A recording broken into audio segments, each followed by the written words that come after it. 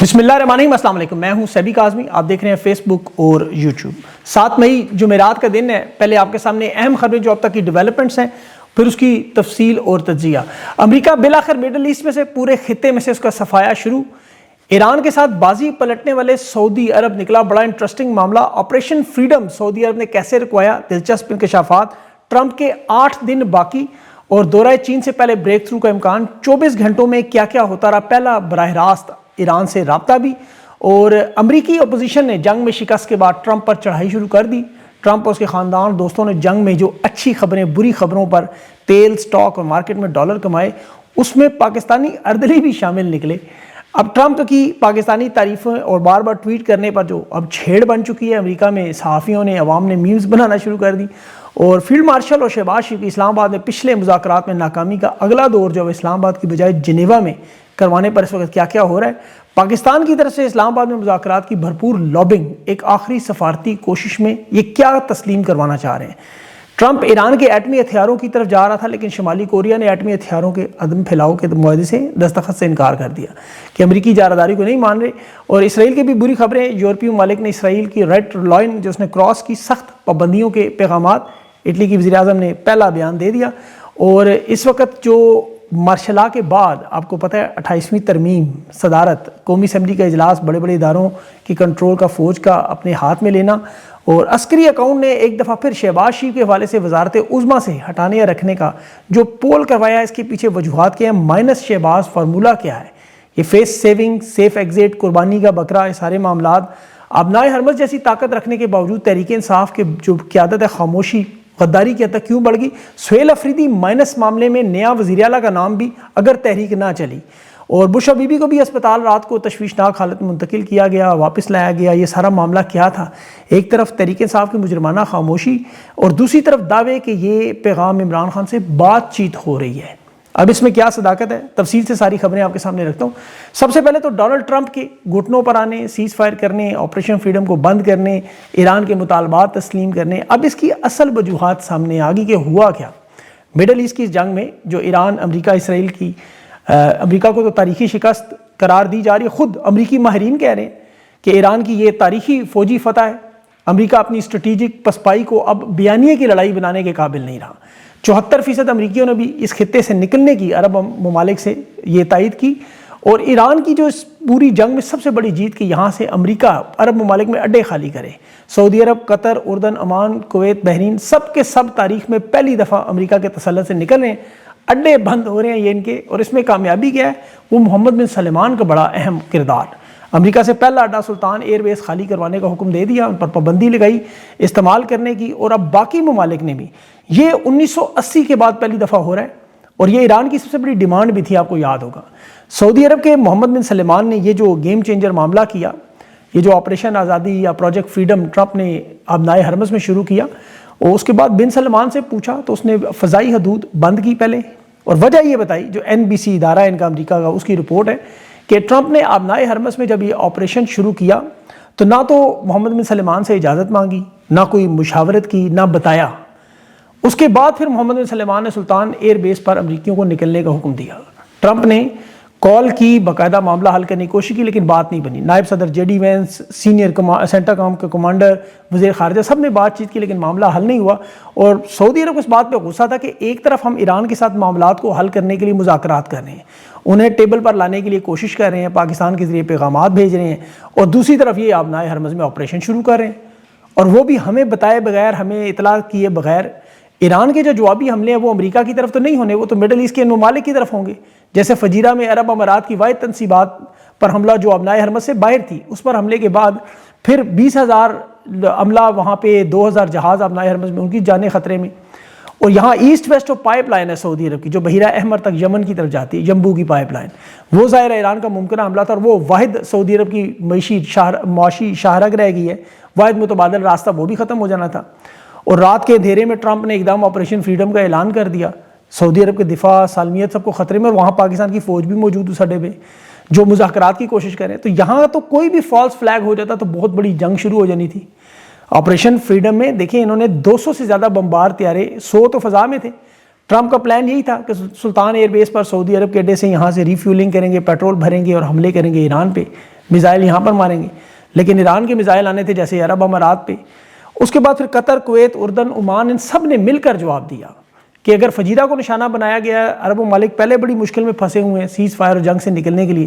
Trump نے یہاں خالہ جی کا گھر بنایا ہوا، جب دل چاہے ان کے ممالک میں گھس جائے، وہاں جہاز اڑا کے ایران پہ حملے کر دے. اور پھر ایران کے میزائل ہیں تو کہ وہ ایک آدھا نکل گیا تو کوئی بڑی بات نہیں. تو کویت کے بعد پھر عمان نے بھی، اردن نے بھی، قطر نے بھی، ساروں نے مل کر سخت تنقید کی اور کہا یہاں سے اپنے اٹھائیں بوریا بستر، فلائٹ، نیوی، لاجسٹک سامان اور نکلیں. پھر ٹرمپ نے یہ جو اچانک سیز فائر کی ہے اسی لیے، اور یہاں اس نے کہا مجھے پاکستان نے کہا ہے سیز فائر، مطلب پاکستان نے آپریشن فریڈم بھی ملتوی کروایا. حالات یہ ہیں کہ عرب ممالک نے یہ اڈے دینے سے انکار کیا، اور یہ بات ایران انہیں پہلے دن سے سمجھا رہا تھا کہ اپنی فضائی حدود اور آپ اگر اپنے اڈے نہ دیں تو اسرائیل کے ساتھ ہم خود نمٹ سکتے ہیں، ہمارے میزائل بس نہ روکیں، اسرائیل جانے اور ہم جانے. لیکن یہ ظاہر ہے وہ نہیں مانے اس بات پہ. اب انہیں یہ بات سمجھ آئی 73 دن کے بعد. اور امریکہ اور اسرائیل نے اس دوران دیکھے فالس فلیگ کے ذریعے پہلے فرانس کے جہاز پر حملہ کیا، پھر جنوبی کوریا کے جہاز کو آگ لگی، جس کا ایران کی پاسداران انقلاب نے کہا یہ ہم نے نہیں کیا اور یہ حملے ہماری طرف سے نہیں تھے. عرب ممالک بھی سمجھدار نکلے، انہیں بھی پتہ تھا یہ جب شپ واپس آئیں گے تو پھر تفتیش کر کے وہ خود بھی جنوبی کوریا وغیرہ بتا دیں گے. اب ٹرمپ بالکل اس وقت دیوار سے لگا ہوا ہے. ایران نے ایک طرف چین سے معاملات ٹھیک کر لیے، 4 نکاتی پلان دے دیا، دوسری طرف عرب ممالک اس کے ساتھ کھڑے ہو گئے. امریکی اتحادیوں نے جہازوں پر جو حملے ہیں وہ ایران کے حملے ماننے سے انکار کیا، فالس فلیگ کامیاب نہیں ہوئے، ایران کی جنگی طاقت بھی نظر آئی، آبنائے ہرمز بھی نہیں کھلی. اب اس دوران 30 امریکی کانگریسمین نے ایران کی بجائے اسرائیل کے نیوکلیئر پروگرام پر سوالات اٹھا دیے. پبلکلی ان سیاستدانوں نے کہا کہ یہ ٹرمپ جنگ ہارنے کے بعد اب ایران کی منت ترلا کر رہا ہے کہ ہمارے ساتھ مذاکرات کریں. آبنائے ہرمز نہیں کھلوا سکا، اب شرمناک طریقے سے اس نے قومی سلامتی داؤ پہ لگائی، اور یہ امریکہ کی بدترین پوزیشن ہے. ٹرمپ نے کہا مجھے سے فرق نہیں پڑتا، ہماری بس بات چیت ہو رہی ہے، ہم معاہدے کے قریب ہیں. اب دیکھیں اس کے پاس راستہ صرف ایک ہی بچا تھا کہ اسے کسی طرح اس پورے دلدل سے نکالا جائے. اردلیوں کو کال آئی ظاہر ہے کہ میں پھنس گیا ہوں، پھر مدد کریں. شہباز شریف نے وہی کیا، ٹرمپ کی ٹویٹ کی، اور ٹرمپ نے فوراً کہا پاکستان کے کہنے پر میں ایک دفعہ پھر آپریشن بند کر رہا ہوں. اور یہاں آپ کو اب تو دیکھیں پاکستان کو چھوڑیں، فیلڈ مارشل شہباز شریف کی تعریف کرنا ایک ایسا مذاق بن چکا کہ امریکہ میں صحافیوں نے لگاتار سوشل میڈیا پہ اس بات کا ایک ایسی جھکتے اور بتنگڑ، کوئی کہہ رہا ہے میں پاکستان کے کہنے پر جس طرح وہ سیز فائر بند ہو رہی ہے تو میں بھی اب جم میں نہیں جاؤں گا ایکسرسائز کرنے کے، 2 سیٹ چھوڑوں گا، مجھے بھی فیلڈ مارشل نے کہا ہے. وہ ایک صحافی کا لکھ رہا تھا کہ میں اپنے بچوں کو اسکول لینے نہیں جاؤں گا، بیوی جایا کرے گی کیونکہ مجھے پاکستان نے کہا ہے. ایک اور صحافی نے اسی طرح کا وہ بیان دیا کہ میں اب ملک شیک نہیں پیا کروں گا ایکسرسائز سے پہلے. مطلب ایسے ایسے مذاق بن رہے ہیں، یقین کریں میمز بن رہی ہیں کہ یہ سفارتکاری کا اتنا بڑا معاملہ پوری دنیا میں ایک شرمندگی کا باعث بن گیا. اب ایران اور چین کے دیکھیں یہ سارے معاملات. اب جنیوا میں بات ہو رہی ہے کہ جنیوا میں بات کرنی چاہیے کہ پہلے بھی یہاں 2 دفعہ ناکام ہوئے ہیں. اب دیکھیں کہ پاکستان کی لابنگ ہے کہ کسی طرح یہاں لایا جائے اور یہاں مذاکرات ہیں. چین کو بھی کہا جا رہا ہے، سعودی عرب کو بھی کہا جا رہا ہے کہ اسلام آباد میں کروائیں تاکہ ہمیں بھی کچھ ملے بیانیہ ایسا کہ ہمارے بھی اقتدار کو جائز حیثیت ملے. اب اس سارے معاملے پر ظاہر ہے جو وائٹ ہاؤس کا کہنا ہے معاہدہ دور نہیں ہے. اگلے جمعے کو چین کا دورہ ٹرمپ کا ہے، اس کے پہلے اگر کوئی بڑی پیش رفت ہے کیونکہ پہلا رابطہ ان کا ہو گیا اور ٹرمپ نے کہا ہے وہ معاہدہ ہونے کے بعد چین جانا چاہتے ہیں، جبکہ ایران اور چین کی کوشش ہے شی جن پنگ کے پاس یہ جائے معاہدہ نہ ہو اس وقت. 8 دن ابھی باقی ہیں اور 8 دنوں میں ظاہر ہے ان کی کوشش معاہدے کی یہی ہے کہ ایران اپنا صرف ارادہ ترک کر دے، اپنی 3 ایٹمی تنصیبات جو ہیں وہ ختم کر دے، زیر زمین جو جوہری پروگرام ہے اس پر رکاوٹ لگائیں. پہلے یہ کہہ رہے تھے تا حیات بند کریں، اب کہہ رہے ہیں 20 سال تک یورینیم افسودہ نہ کریں، ہمیں صرف بتا دیں ذخائر کہاں ہیں کتنے ہیں. اب نائے ہرمز کھول دیں، اس کے بعد ہم پابندیاں ہٹاتے ہیں. جو ایران پر پابندیاں ہیں وہ ہم ایک ایک کر کے ختم کریں گے. شرائط بڑی آسان انہوں نے دی ہیں اس دفعہ. ایران نے اگر تسلیم کی تو پھر 30 دن کے بعد تفصیلی بات چیت شروع ہوگی.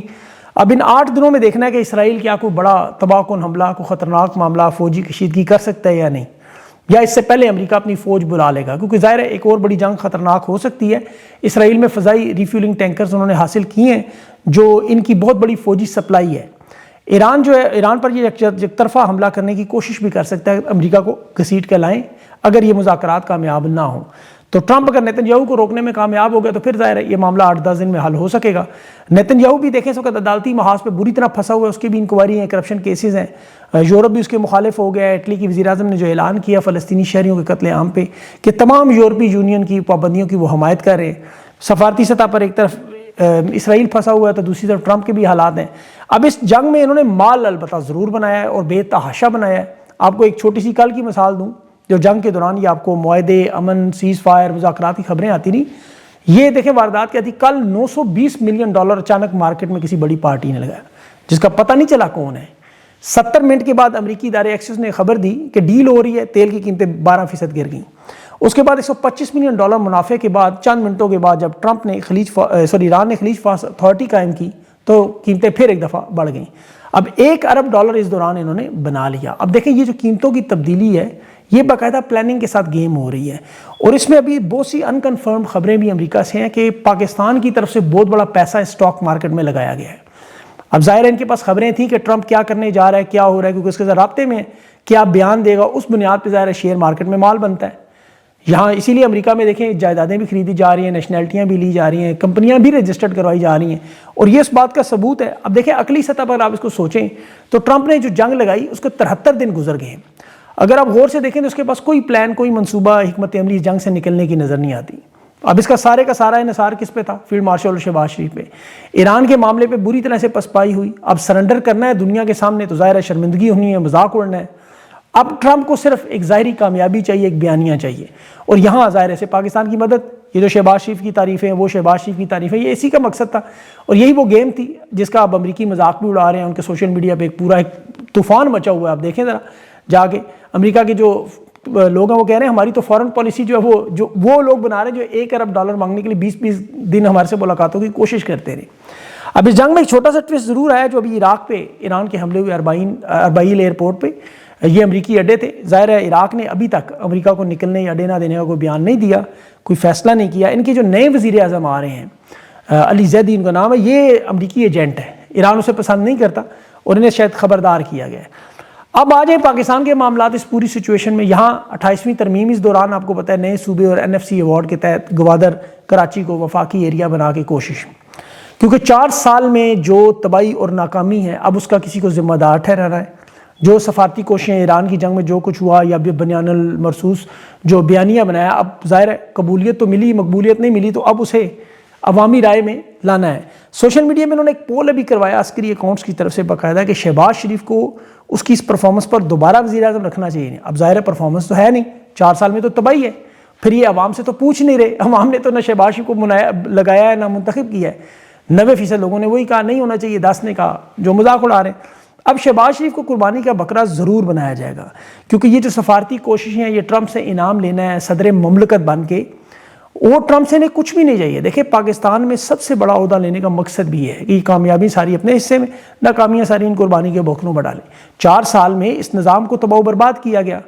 پاکستان میں حالات یہی ہیں، آپ کے سامنے لوگ نفرت کرتے اس کی ویڈیوز آپ روز دیکھتے ہیں۔ یہاں حالات عوام کے دن بدن جو ہے تنزلی کی طرف جا رہے ہیں، چاہے وہ مہنگائی ہو، بے روزگاری ہو، امن و امان ہو، ملکی معیشت ہو، قرضے ہوں، ہر شعبے میں بری طرح ناکام۔ غریبوں کے لیے یہ اس وقت ایک سزا بن چکی ہے۔ روزانہ کی بنیاد پہ پنجاب میں آپ سر ظلم و ستم کی ویڈیوز دیکھیں تو ہلاکو خان اور چنگیز خان جس طرح بغداد میں کرتے رہے وہ اس وقت پنجاب میں ہو رہا ہے۔ اب یہ اور بات ہے کہ ان کا بھی نام و نشان مٹ گیا، یہ بھی انشاءاللہ مٹ جائیں گے، لیکن یہاں پولیس کے صرف مظالم اور ماورائے عدالت جو قتل و عام ہے، لاہور میں خودکشیاں ہیں، عورتوں کے غائب ہونے کے معاملات ہیں، عدالتی نظام تو اس قدر مفلوج ہو چکا ہے کہ آج میں وہ جج کا ایک کیس دیکھ رہا تھا، جج شاہد کا، وہ شوکت خانم کینسر اسپتال کا نام نہیں لے سکتا۔ وکیل سے پوچھ رہا تھا کیا کہوں، تو وکیل نے کہا صرف کینسر اسپتال کو۔ عمران خان کے وکالت نامے پہ دستخط نہیں کرنے دیے جاتے، کیس لگانا تو بڑی دور کی بات ہے۔ اس وقت جو ہائی کورٹ میں سزاؤں کی اپیلیں ہیں وہ مقرر نہیں کی جاتی ہیں۔ 9 مئی فالس فلیگ میں جو خود جرنیلوں نے ترتیب دے کے تحریک انصاف کو کھڈے لائن لگایا، پارٹی لیڈرشپ اڑائی۔ اب ملٹری عدالتوں میں بھی دیکھیں جو سزائیں دی گئی تھیں تو اس وقت بھی جو سب سے کمزور ترین پس سطح پہ عدالت تھی وہ بھی 45 دن کا حق دے رہی تھی اپیل کا، اور آج تک وہ اپیل نہیں لگی۔ جو وکیل وہ لڑ رہے تھے مقدمہ، میرے پاس پکی رپورٹ ہے کہ وہ کہہ رہے تھے یہ ناانصافی اور ظلم ہے، حالانکہ حکومت کا کیس لڑ رہے تھے۔ اب یہ تاریخ کا منحوس 9 مئی دوبارہ بھی آ رہا ہے، لیکن ہو سکتا ہے 10 مئی کو آبجیکشن بنا لیں اس کو، کیونکہ اب یہ تو عرس منانے کے قابل نہیں رہا۔ اب اس دوران بشرا بی بی کو رات گئے اسپتال لے گیا، ان کی آنکھوں کا لیزر علاج کروا کے واپس منتقل کیا گیا، اور خاندان کو بتائے بغیر ایک دفعہ پھر عمران خان کی طرح ان کی علی کو دوسری دفعہ ناجائز طریقے سے سلوک کیا جا رہا ہے۔ اب اس میں ایک مفاہمت گروپ ہے اسٹیبلشمنٹ کا، جو گروپ ہے تحریک انصاف کا، وہ کہہ رہے ہیں جی کہ بشرا بی بی کے ذریعے رہائی کی کوشش ہو رہی ہے، کہ عمران خان تک پیغام پہنچائیں کہ دیکھیں صدر مملکت تسلیم کرنے کے لیے آپ بھی اگر تیار ہو جائیں، جو باقی شرائط جس طرح امریکہ اس وقت ایران کا معاہدہ ہو رہا ہے تو ہم بھی ایک معاہدہ کر لیتے ہیں۔ لیکن میرے خیال میں بے بنیاد باتیں، یہ مفاہمتی گروپ وہی ہے جس کا بھی شہزاد اکبر نے بھی ذکر کیا، جو محسن نقوی اور فیصل نصیر اور رانا ثناء اللہ کے ساتھ جن کے گہرے تعلقات ہیں۔ یہ اس طرح کی گولیاں دینے کی کوشش کرتے ہیں، لیکن اصل صورتحال تحریک انصاف کی قیادت میں سب سے بڑا معاملہ سہیل آفریدی کی وزارت اعلیٰ اس وقت بچنے کے مجھے لگتا ہے قابل نہیں رہنی ہے۔ اس کی وجہ دیکھیں علی امین بڑا مضبوط اور طاقتور وزیر اعلیٰ تھا، اسٹیبلشمنٹ کا بہت قریبی تھا، وہ نہیں بچ سکا۔ تو سہیل آفریدی تو 50-50 ہیں، ان کو تو ابھی تک پتہ نہیں کس طرف ہیں۔ ان کی جو وزارت ہے وہ پارٹی کے اندر ہی تبدیل ہونے کا معاملہ ہے، اور یہ سوات سے ڈاکٹر امجد علی جو عمران خان کی رہائی کے تحریک کے سب سے بڑے حامی ہیں، مراد سعید کی مکمل تائید ہے، یہ بڑے سٹرونگ امیدوار کے طور پر سامنے آ رہے ہیں، ان کی بھرپور وہاں لابنگ بھی ہو رہی ہے۔ تو سہیل آفریدی کی دیکھیں وزارت شاید ویسے ہی نہ بچے، یہ تو کچے دھاگوں پر بندھی ہوئی ہے۔ پارلیمنٹیرینز کی نشستوں کی طرح، ان کے عہدوں کی طرح یہ ایک حکم اور ایک ملاقات کے منتظر ہیں۔ خان کے پیغام کے بعد، احکامات کے بعد ظاہر ہے معاملات بدلیں گے۔ یہ بھی جو جلسے میں باتیں کر رہے تھے کہ میرے پاس پیغام نہیں ہے خان کا، حالانکہ قید تنہائی میں جب عمران خان کو ڈالا گیا تو ان کا پیغام تھا صوبہ بند کریں، ڈرون حملوں کی FIR کا بھی تھا۔ اب اس وقت عمران خان کی رہائی کے لیے اگر خیبر پختونخوا حکومت کے یہ لوگ سہیل آفریدی اس میں خلوص نیت سے وفادار ہوں، یہ چاہیں کہ عمران خان کی ملاقاتیں ہوں، اسپتال شفٹ ہوں، مقدمات ہوں، تو ان کے پاس تو ابنائے ہرمز جیسی طاقت ہے، وہ بہت بڑی طاقت کا بجٹ ہے۔ یہ مئی کے مہینے میں بجٹ کی تیاری ہوتی ہے جسے جون میں پاس کرتے ہیں۔ اب چونکہ یہ انڈور احتجاج کے عادی ہو چکے ہیں، سڑکوں پر احتجاج نہیں کرتے، تو انڈور ہی اگر احتجاج میں یہ اعلان کریں کہ ہم بجٹ پاس نہیں کریں گے جب تک عمران خان کی ملاقات، علاج، ان کے کیسز نہیں لگیں، میں آپ کو گارنٹی دے کہتا ہوں کہ اسٹیبلشمنٹ گھٹنوں پہ آ کے امریکہ کی طرح ان سے بات مانے گی، کیونکہ ان کے پاس سرپلس بجٹ ہوتا ہے۔ پھر IMF کے پروگرام کی یہ شرط ہے کہ اگلی قسطیں اور پروگرام جو وہ ملے گے اس شرط پہ، تو وفاق کو پھر مذاکرات کرنے پہ مجبوری ہے۔ یہ ان کا سب سے بڑا آئینی اور سیاسی دباؤ ہو سکتا ہے گراؤنڈ پر تحریک چلانے سے پہلے۔ یہ اسمبلی میں، کابینہ میں یا پریس کانفرنس کے لیے آج اعلان کریں اگر یہ سچے ہیں عشق عمران میں کہ ہم بجٹ پاس نہیں کریں گے، میں گارنٹی دیتا ہوں کہ مذاکرات شروع ہو جائیں۔ لیکن اگر یہ ایسا نہیں کرتے تو پھر یہ سڑک پر بھی نہیں آئیں گے، کیونکہ ان کے پاس تو بے تحاشا بہانے کہ جی مشاورت کے لیے محمود اچکزئی کے پاس جانا ہے، عمران خان کا حکم نہیں آیا جب تک ملاقات نہیں ہوگی، بہت زیادہ گرمی ہے، بہت سارے ان کے پاس بہانے ہیں۔